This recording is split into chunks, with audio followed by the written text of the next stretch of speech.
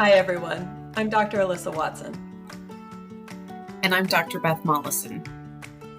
Thanks for joining us again in the Veterinary Breakroom. In the break room, Dr. Beth and I have short conversations where we just chat informally about relevant topics in veterinary medicine. And today we're going to be talking a little bit about an experience that I had recently. If you are a regular listener to the show, you know I recently shared that after our dog passed away unexpectedly several months ago, my family adopted a adult female spayed Dog Day Bordeaux cross. And we went through a rescue organization that was a really wonderful organization that helped us a lot. But unfortunately, once we got the dog into our home and she started to settle in, she began to show some aggressive tendencies, some resource guarding, as well as some things that I really felt were unsafe around my children. And so we had to make the hard decision after several weeks to rehome her again, to, send her back into the rescue's care. And I wanted to have this conversation with you today about this, Beth, because I know that, you also recently adopted a dog and brought it, an adult dog, and brought it into your family dynamic situation. And this was a hard thing for me because I felt like as a veterinarian, I should have been able to manage this and fix it. And that I felt a little bit of a failure in having to, give this dog back or find another place for it. And so I just wanted to talk through that with you today, because I think that this is probably an experience a lot of veterinarians have had. Yeah, absolutely, Alyssa, because I know when you first mentioned it to me, not to put words in your mouth or assign you feelings, but I could tell there was that kind of sense of shame, maybe for lack of a better word, or like you said, sense of failure. And I so vehemently feel like that is not valid, not to, not to invalidate your feelings, but I think, there's just a bigger conversation to be had here when it comes to rescuing pets. And I think rescuing adult pets is not for the faint of heart. And I think hearing you talk through, what you experienced with her and the difficult decision that you had to make, honestly, was nothing short of someone in a difficult spot trying to make all the right decisions for the pet and their family. So, if anything, to me, it almost felt like the opposite, where you had done a good deed, so to speak, found this adult dog, sought out a dog specifically that you thought, hoped, wanted to be a good fit for your home, did everything right in that sense.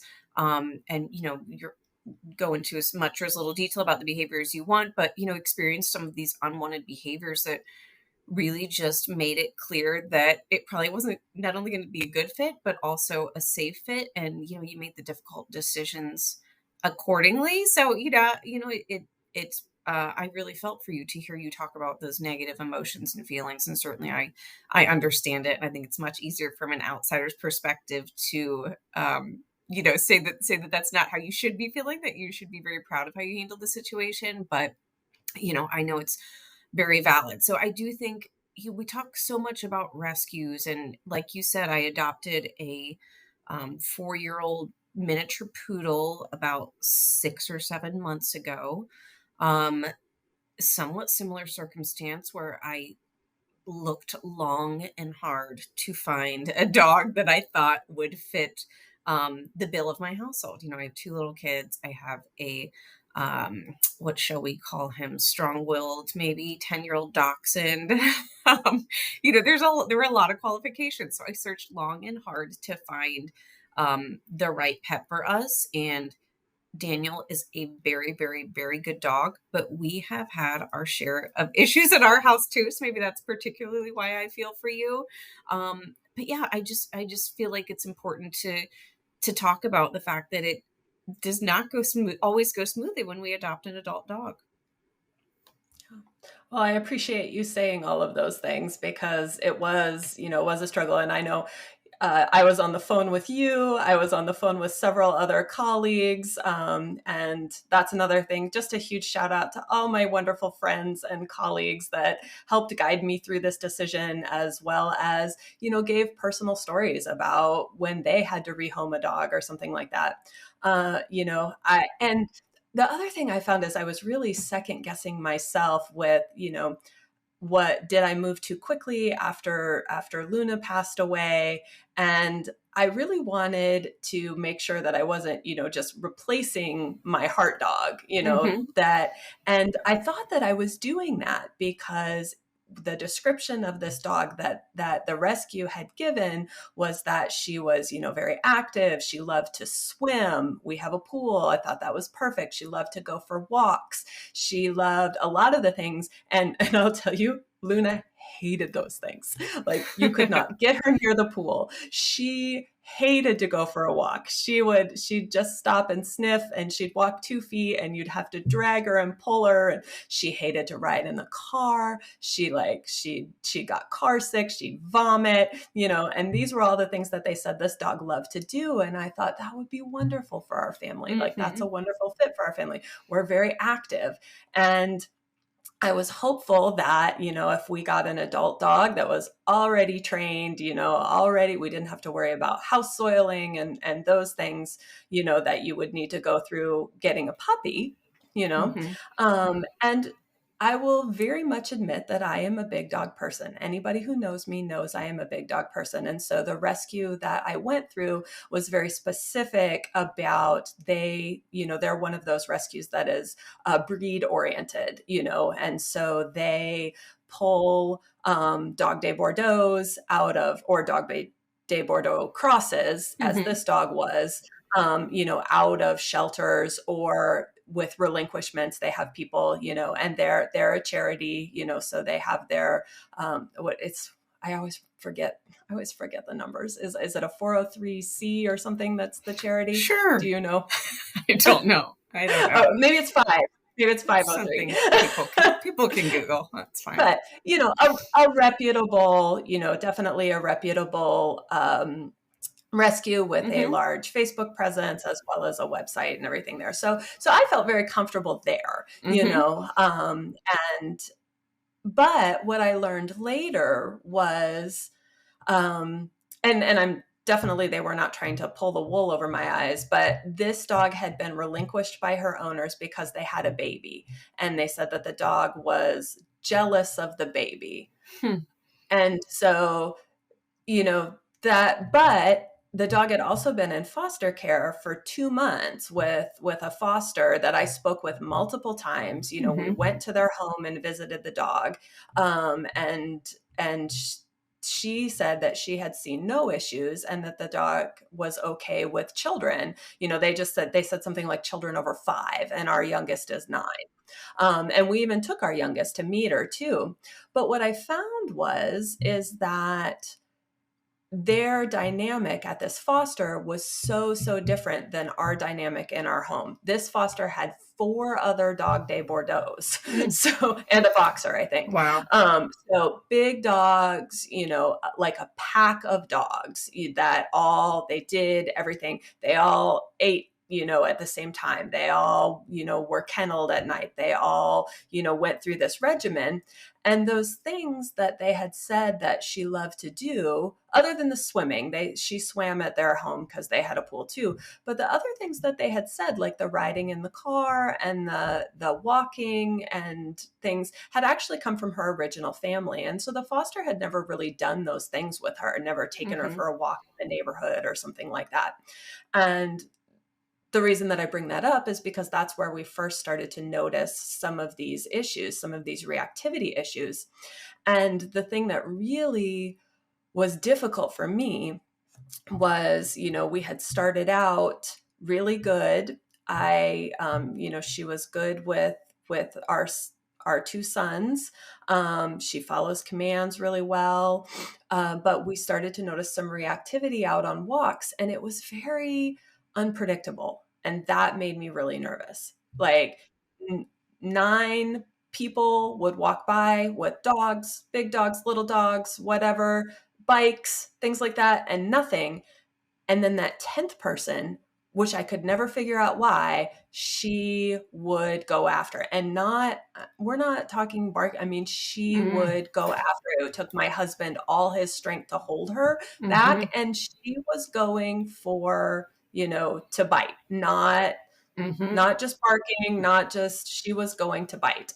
And then she had the same reaction with people coming into our home. At first, not as much, but once she started to become comfortable in the home, that is when we started to notice that territorial aggression. And Mm-hmm. she snapped at my mother-in-law, like I had to grab her. She was going after my mother-in-law. And she also snapped at one of my son's friends, and honestly grazed her, didn't left a mark. So this is the other thing that I keep, like, in your mind, you make excuses, Mm-hmm. or you soften the language. I'm like, I don't want to say she bit a child, Right. but she left a mark, so she bit a child. Right. And and there's no softening that, Right. even though I want to. And even though, looking at it, from an objective standpoint, I could see the triggers and see how it happened, it still was something that I was powerless to stop. It happened so fast. And I just realized, in our situation where we have two kids, we have people coming and going all the time, grandparents coming over, picking kids up from school, dropping them home, the neighbor kids stop by all the time. And after she started showing some of these behaviors, which was about, 2 to 3 weeks into having her in our home, I started, just kenneling her more, because I was scared. Mm-hmm. Um, and then I realized, this poor dog, that, I mean, that's no way to live in a kennel your whole life. That's no way to live. And so then I started becoming, more anxious about it. And um, the kind of the final thing, the final trigger was, or the final, episode or incident for me, as it would, we we put her in the boarding kennel over Thanksgiving break, because I wasn't comfortable having her stay with my parents, which is what we always did with Luna, Mm-hmm. but I wasn't about to do that. And so I kenneled her, and we went to, and we were out of town for Thanksgiving. And, like, I just had this epiphany of, like, how much I was always on edge Mm-hmm. with this dog in the home. And, like, I slept and I ate food. I had lost weight, because I don't eat when I'm anxious and upset, and I had lost, like, several pounds, and, like, food tasted better, and I slept, and I realized it was because I wasn't worried about, oh my God, is somebody going to stop over? What am I going to do with this dog? Like, all of that stuff, I was able to just put it away. And that was kind of the deal breaker for me, where I said, this isn't worth it for the safety of my kids and my own sanity. Right. And so that's kind of where my decision and thought process went. Yeah, it is a lot. And I know, as we were talking about this, and when I say it's a lot, I mean everything you've gone through, but just the idea of adopting a pet, it's a lot. We were talking about it, and I was saying how you basically walk out of a shelter or a foster home or wherever you're getting this, we'll say, adult pet, and you stop at the park to let it go to the bathroom, and suddenly it is your responsibility on the drive home. I was just thinking, you stop at the rest stop, the dog sniffing around, a kid runs up to say hello, and, like, if that dog bites the kid, this is your responsibility, this is your dog. Something about the fact, about how quickly that happens, just really always kind of takes me by surprise, that it's suddenly all your responsibility. Before that dog came into your life, you didn't know exactly what its behavior was. You just look at it from a different lens when it's suddenly everything that dog does, is your responsibility. And so I think it is huge. It's a huge thing that I think we don't always think about, when, at least in the context of seeing my patients, that I don't always think about. when seeing my patients. And so I think it brings that empathy to the table. I think the story to me is a good reminder of when you see that patient who comes in, or the pet owner who comes in talking about their pet's behavioral issues, or has adopted a dog and it has behavioral issues, or even if it's had it since it's a puppy and it has behavioral issues. I think it's a good reminder of how much that can affect the whole, like you said, the whole family dynamic, the stress level in the house, the pet owners, the ability to travel, the ability to have people come to the house, the lives of the other pets. And I think it's easy to, I don't know, kind of lose that, or blame the pet owner, or at least say like, well, that's just what happens when you have a pet. And so I think it raises that for me. It also raises the idea that that we shouldn't have shame around it, because the alternative is that we stop adopting dogs that may have unknown behaviors. The alternative is that we all Mhm. start adopting puppies because they're potentially lower risk, which they're not zero risk as far as behavior issues, but potentially lower risk. And then, what does that do for all those adult dogs out there that do need homes? And so I don't know, I think your story is just a really good example of having to have that empathy, and just knowing that part of the deal is that sometimes it doesn't go well, and it's okay to admit that, and Mhm. to find a different solution for that pet, as hard as it is. And I know, like I said, with Daniel, we have had some issues, and maybe that's why I'm feeling particularly empathetic, because we have had some issues with him. Overall, he is doing very well, but he and our dachshund every once in a while will get into a small scuffle. Again, the things we tell ourselves, they've always been short, just like, not actual fights. No one's drawn blood or anything like that in the 8 months that we've had him. But I can relate to just that level of stress that it causes you as a pet owner, or someone who's in charge of the family dynamic, always worrying it's going to escalate, worrying about the well-being of, Paul, my beloved, uh, what used to be only child dog. And yeah, it just, all of the stuff weighs very heavily on you. So we appreciate you sharing that story openly, because I know it raises a lot of feelings for all of us. And one of the other, dealing with my issues with Daniel, one of the other things that has surprised me is how quickly we really do judge the decisions that other people make. I know I have shared, some of the issues I've had with Daniel, and I've been surprised at, because we're in a pretty good spot right now, but I have certainly brought up the idea of, does he need to be rehomed for the safety of Paul, or Paul's mental health and all that good stuff. And it has really surprised me, the negative reaction that people have when I say that, even from people within the profession. So I think it's all a good reminder that there's a lot of difficult decisions to be made with these pets. Yeah, I do too. And I think for me, one of the things I was able to, one of my really good friends had said, if somebody brought this animal into you and gave you this story, what would you say? And that was actually, that was really eye-opening for me, because I would, because I am very big on safety of, Hmm. children in the home. And I would have said, yeah, no, that dog needs to go. And my friend said to me, so why are you so, why are you so torn up about this? And it was one of those moments where I had to be able to give myself the same grace that I oftentimes, give to friends or to clients. And so that was a little hard for me. I'm really sorry to hear that some people have been judgmental of you, because I absolutely think, yes, when you take in an animal, you are making a commitment. However, that doesn't mean that you don't also have a commitment to the animals that are already in your home and already in your care. And my personal opinion, maybe other people have different opinions, and that's okay, but my personal opinion is your first responsibility is to those animals that have already been in your home and in your Right. family dynamic.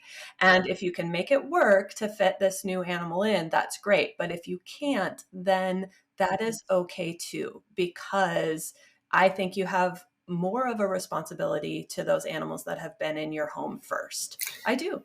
I agree with you. And I think I've been fortunate enough to have the help of a veterinary behaviorist, but I think it raises a question as well. I know where I am, there's one veterinary behaviorist in the area who is very overwhelmed with clientele.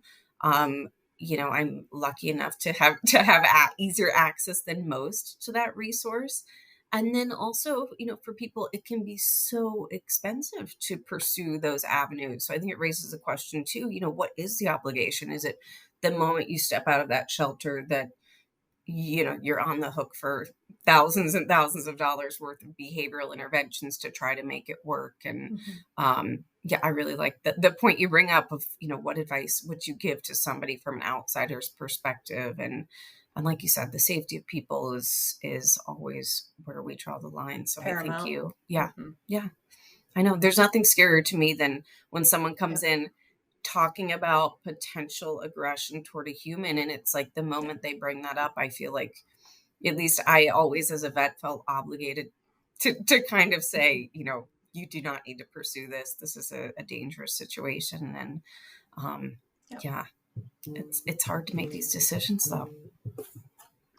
And for anybody that is wondering, I'll just give a little update on sweet Emmy, because I do think that she would thrive, in a situation just like she had at the foster's home where they didn't see any issues. Mm-hmm. That was an older couple with no kids, people not coming and going, other dogs.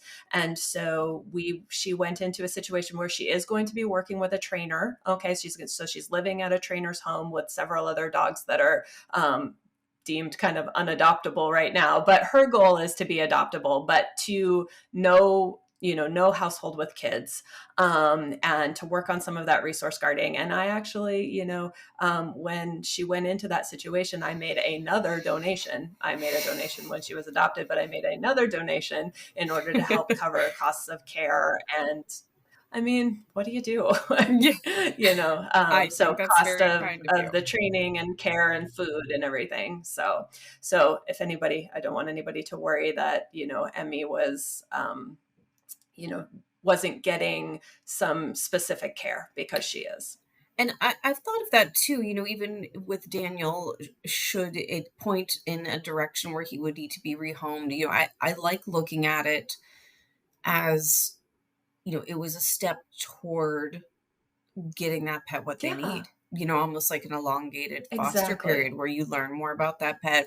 You learn what situation they would thrive in. And it sounds like you did exactly that for Emmy, which is fantastic. Really, when you think about it, that you've gotten her one step closer to hopefully a long-term situation where she's going to thrive.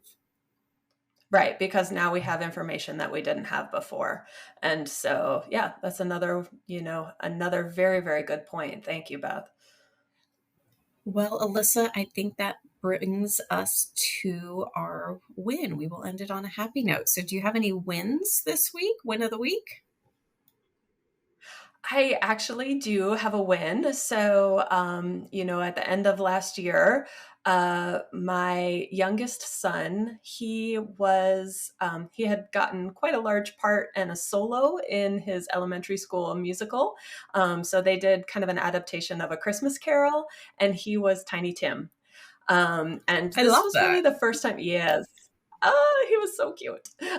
This was really the first time that he had, done something. He'd been in the choir, and so he'd performed, but in a group. And this was the first time that he really stepped out on his own. And he had been a little bit nervous, and leading up to it, they practiced for months, and leading up to it, I was a little bit scared that we would get to the night of the performance and he might refuse to go on stage or something, but he did incredible. He told me afterwards that he was nervous, but you could not tell he was nervous. He did fantastic, and I am just so very proud of him. So that was our win. It was really fun to do and to see him get up there and experience that performing for the first time. I was So gonna say that's a big win to get up there and not, like, I don't know, have mhm. stage fright or panic when you have that big of a part. Yeah, It sounds like an extra yeah, big win to me because we just went to my daughter's Christmas concert at the end of the year. She's in kindergarten, and out of all, I think there's like 85 kindergartners. there was one student missing, and that was her. She refused to participate. So I'm very impressed Quinn. by Kate's participation there. I will have to show the video to Quinn. Well, I'll have to tell you, this has been building, over the years. So when he was in kindergarten, he never would have done it either. So I think Quinn has lots of time. Okay, good to hear. Let's see. My win's going to be, mine's a win / a PSA, and I think you're going to like it, Alyssa, because you're into money saving.